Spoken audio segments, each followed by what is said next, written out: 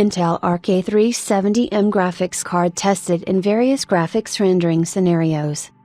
Intel's Arc Alchemist graphics cards launched in laptop, mobile space, and everyone is wondering just how well the first generation of discrete graphics performs in actual, GPU-accelerated workloads.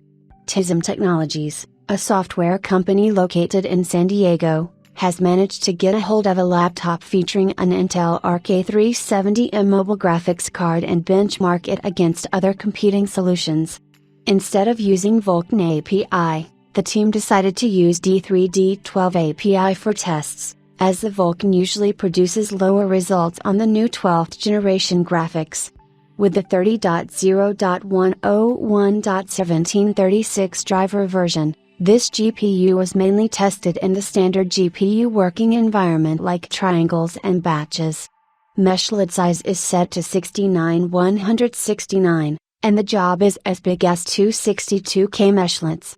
The total amount of geometry is 20 million vertices and 40 million triangles per frame. Using the tests such as single dip, drawing 81 instances with U32 indices without going to meshlet level, mesh indexing, mesh shader emulation, MDI/ICB, multi-draw indirect or indirect command buffer, mesh shaders rendering mode, and compute shader rasterization, the Arc GPU produced some exciting numbers, measured in millions or billions of triangles.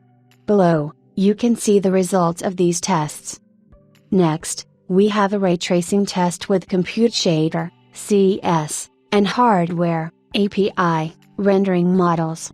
These ones cover CS static, ray tracing with 40M triangles total, CS dynamic fast, ray tracing with 4.2M triangles and 2.9M vertices total, and CS dynamic full, CS dynamic fast but with full BLOS rebuild instead of fast BVH update, tests.